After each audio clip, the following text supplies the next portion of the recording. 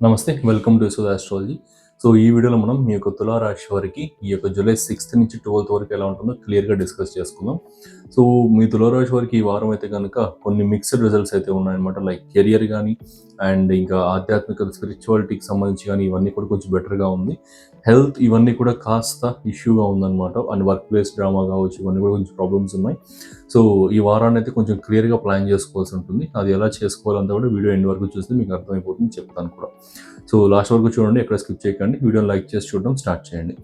ఇంకా ముందుగా planetary placements and transits కనుక చూసుకుంటే జూలై 6థ్ చంద్రుడు ఈ యొక్క మీన రాశిలోకి వెళ్తూ ఉన్నాడు. జూలై 7థ్ బుధుడు వక్రించి మిథున రాశిలోకి ఎంటర్ అవుతున్నాడు. జూలై 8థ్ చంద్రుడు మేష రాశిలోకి వెళ్తూ జూలై 10థ్ వృషభ రాశిలోకి వెళ్తాడనమాట. సో, ఇది ప్లేస్మెంట్స్ అయితే. ఇంకొకటిగా డిస్కస్ చేస్తే కనుక సో, ఎగ్జాక్ట్‌గా జూలై 6థ్ జరగబోయే ఈ యొక్క గోచారం మీన రాశిలోకి చంద్రుడు వెళ్ళినప్పుడు మీకు అది షష్ఠ స్థానం అవుతుంది. సో, ఈ early week off July early week కనుక చూసుకుంటే జూలై 6థ్ నుంచి ఆల్మోస్ట్ 8థ్ వరకు కూడా 3 డేస్ కూడా మీరు ఏదైనా కైండ్ ఆఫ్ స్టమక్ పెయిన్ కానీ, హెడేక్స్ కావచ్చు, చెస్ట్‌కి సంబంధించిన ఇష్యూస్ కావచ్చు, ఇవేవైనా సరే కాస్త ఫీల్ అయినా సరే వెంటనే డాక్టర్‌ని విజిట్ చేయడానికి ప్రయత్నించండి. ఎందువల్ల అంటే ఈ టైం పీరియడ్‌లో చంద్రుడు 6వ స్థానం ఇక్కడ రోగాలకు సంబంధించిన స్థానంలో ఉండి శనైశ్వరుడితో కలిసి ఉన్నాడు.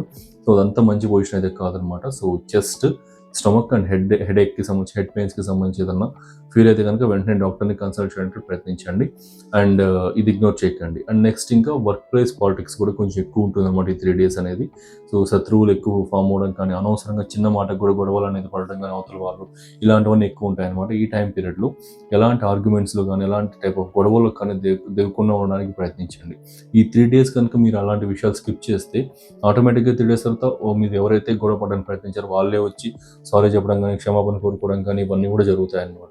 సో, అనవసరంగా మీ ప్రెషియస్ ఎనర్జీని వేస్ట్ చేసుకున్నట్లు అవుతుంది. సో, కాబట్టి ఈ టైం పీరియడ్‌లో అలాంటి ఆర్గ్యుమెంట్స్ కానీ, గొడవలు కానీ ఇవన్నీ కూడా అవాయిడ్ చేసుకుంటే మంచిది. అండ్ ఇంకొకటి ఏంటంటే కొంచెం మీకు డిఫరెంట్‌గా అనిపించవచ్చు అండ్ కొంచెం స్ట్రిక్ట్‌గా అనిపించవచ్చు, కానీ అవతలి వారి ప్రాబ్లమ్స్‌లో కానీ, అవతలి వారి ఇష్యూస్‌లో మీరు ఎక్కువ ఇన్వాల్వ్ అవ్వకుండా ఉండడానికి ప్రయత్నించండి. అన్నెసెసరీ స్ట్రెస్ అండ్ ఇష్యూస్ అనేది మీకు క్రియేట్ అవుతుంది. నెక్స్ట్ ఇంకా ఎగ్జాక్ట్‌గా ఈ జూలై 7థ్ బుధుడు వక్రిస్తున్నాడనమాట. ఆల్రెడీ వక్రించేసాడు. వక్రించి మిథున రాశిలోకి ఎంటర్ అవుతూ ఉన్నాడు. సో, ఈ మిథున రాశి మీకు ఇక్కడ 9వ స్థానం అవుతుందనమాట. సో, మీ ట్రావెల్ ప్లాన్స్ కానీ, ఎడ్యుకేషన్ ఇన్‌స్టిట్యూట్స్‌లో జాయిన్ అవుతున్నా కావచ్చు, ఆర్ ఎల్స్ కెరియర్‌లో షిఫ్టింగ్, ముఖ్యంగా దశమ స్థానానికి వ్యయ స్థానం నవమం కాబట్టి కెరియర్‌లో షిఫ్టింగ్ కానీ, అండ్ రీలొకేషన్ అవుతూ ఉన్నా కానీ, ప్లేస్ చేంజెస్ లాంటివి ఏమన్నా జరుగుతూ ఉన్నా సరే కానీ, ఒక్కసారి ఎక్కువ మళ్ళీ దానిపైన రీథింక్ అనేది చేయండి. So, small kind of investment పెట్టేసాము ఎట్లా ఇప్పుడు అనుకోకుండా, మీరు ఇన్వెస్ట్మెంట్ పోతే పోయింది అనుకున్నట్లుగా పాజిటివ్స్, నెగిటివ్స్ అన్నీ కూడా ఒకసారి మళ్ళీ ఆలోచించుకొని డెసిషన్ తీసుకోండి. ఎందువల్లంటే నవమ స్థానంలో హౌస్ ఆఫ్ పర్పస్ఫుల్ ట్రావెల్స్‌కి సంబంధించిన స్థానాధిపతి అయిన బుధుడు వక్రించేసినప్పుడు మీ రీలొకేషన్ కానీ, ఇల్లు మారడాలు, జాబ్స్ మారడాలు, ప్లేస్ మారడాలు ఇవన్నీ కూడా కాస్త రాంగ్ డెసిషన్స్ అవ్వడం నేను ఎక్కువ గమనించాననమాట.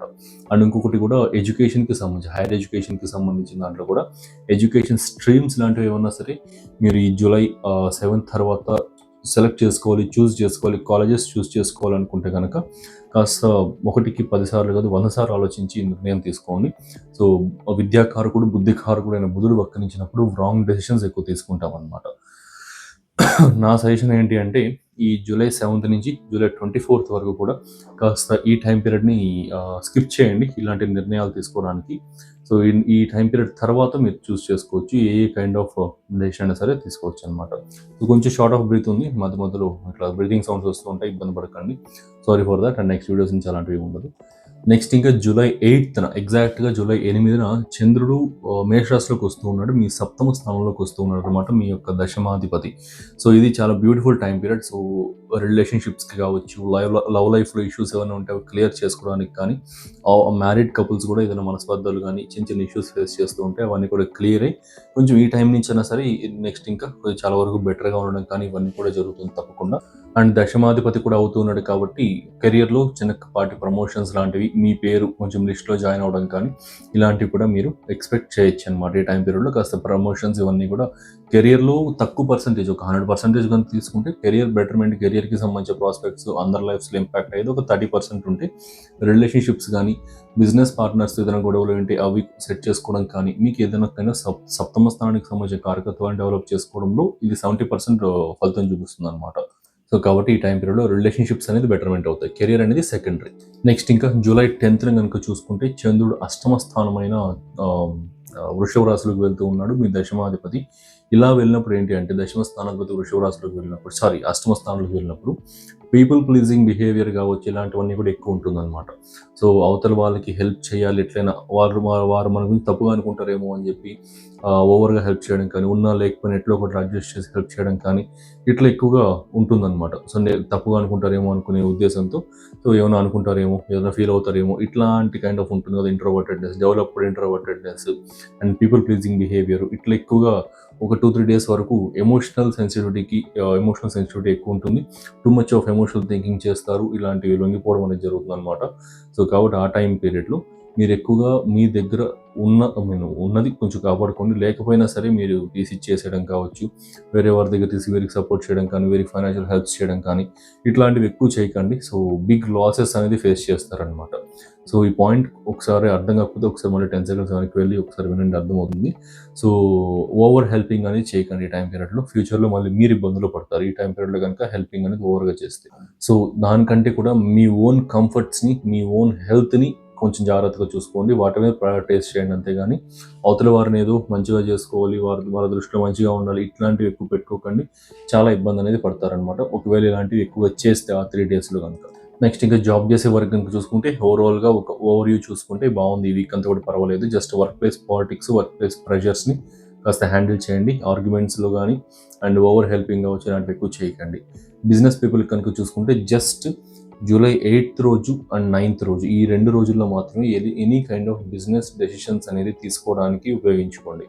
ఆ తర్వాత జూలై 24th వరకు స్కిప్ చేసేసిన టైంని జూలై 24th తర్వాత తీసుకోండి, ఏ డెసిషన్ తీసుకోవాలన్నా సరే. సో ఈ టైం పీరియడ్లో మాత్రం ఈ 2 రోజుల్లో మాత్రమే చూడండి. సో ఆ డెసిషన్స్ కూడా బుధుడు వక్రించున్నాడు కాబట్టి, డెసిషన్ మేకింగ్కి కారణమైన గ్రహం వక్రించున్నారు కాబట్టి మీరు తీసుకునే నిర్ణయం చాలా క్యాల్కులేటెడ్గా, చాలా ప్రాక్టికల్గా ఉండేలా చూసుకోండి. ఒకవేళ కన్ఫ్యూజన్ లాంటివి ఏమైనా వస్తూ ఉంటే సింపుల్గా జూలై 24 వరకు ఏ నిర్ణయం తీసుకోకుండా తర్వాత ఆలోచించి తీసుకోండి. సో ఇది నా సజెషన్ అనమాట. సో ఓవరాల్గా అన్నీ కూడా క్లియర్గా ఎక్స్ప్లెయిన్ చేశాను. సో ఇదనమాట ఈ వారంలో మోస్ట్ ఇంపాక్ట్ చేసే ప్రొడిక్షన్స్ అన్నీ కూడా. సో స్వీట్ కోటింగ్ ఏదో లేకుండా పాజిటివ్స్ నెగిటివ్స్ అన్నీ కూడా ఎక్స్ప్లెయిన్ చేశాను. సో మీకు నచ్చిందని అనుకుంటున్నాను. సో నచ్చితే ఛానల్ని సబ్స్క్రైబ్ చేసుకోండి. అండ్ ఇలాంటి మంచి విలువైన వీడియోస్ అండ్ మీ జీవితానికి ఉపయోగపడే వీడియోస్ ఇంకా చాలా తీసుకొస్తూనే ఉంటాను. సో మీకు నచ్చితే మీ ఫ్రెండ్స్ అండ్ ఫ్యామిలీకి షేర్ చేయండి. మేషరాశి నుండి మీనరాశి వరకు ఉన్న 12 రాశుల వారికి నమస్కారం. మీరు ఈ 2026 ఉగాది నుండి 2027 ఉగాది వరకు ఉన్న కాలాన్ని అత్యంత విజయవంతంగా మార్చుకోవాలి అని అనుకుంటున్నారు. మీ కెరీర్, బిజినెస్, ఫైనాన్స్ లేదా వ్యక్తిగత జీవితంలో గ్రహాల అనుకూలత ఎప్పుడుందో తెలుసుకోవడం మీ విజయానికి మొదటి మెట్టు. అందుకే మన విశ్వద ఆస్ట్రాలజీ నుంచి ప్రత్యేకంగా రూపొందించిన 2026-2027 సక్సెస్ బ్లూ ప్రింట్ గైడ్స్ ఇప్పుడు డిజిటల్ ఈబుక్స్ రూపంలో అందుబాటులోకి వచ్చాయి. ఈ గైడ్లో ఏముంటుంది? గురు, శని, రాహు, కేతువుల గోచార ప్రభావం మీపై ఎలా ఉంటుంది, మీ కెరియర్, బిజినెస్ మరియు ఫైనాన్స్ ప్లానింగ్ ఎలా ఉండాలి, వీటన్నిటికీ క్లియర్ క్వార్టర్లీ ప్రెడిక్షన్స్ మరియు పవర్ఫుల్ రెమెడీస్ ఇందులో ఉన్నాయి. ముఖ్యంగా IT professionals, government job aspirants మరియు వ్యాపారస్తుల కోసం మరియు విద్యార్థుల కోసం ఇది ఒక పక్కా గైడ్. సాధారణ జ్యోతిష్యానికి భిన్నంగా ఇది మీ రాశికి ఒక ప్రాక్టికల్ స్ట్రాటజిక్ రోడ్ మ్యాప్. మీ భవిష్యత్తుపై మీకు పూర్తి స్పష్టతనిస్తూ సరైన సమయంలో సరైన నిర్ణయాలు తీసుకునేలా ఈ గైడ్ మిమ్మల్ని నడిపిస్తుంది. ఆలస్యం చేయకుండా డిస్క్రిప్షన్ మరియు కామెంట్ సెక్షన్లో ఉన్న లింక్ని క్లిక్ చేసి ఇప్పుడే మీ రాశికి సంబంధించిన PDF ని డౌన్లోడ్ చేసుకోండి. మీ విజయాన్ని మీరే నిర్దేశించుకోండి.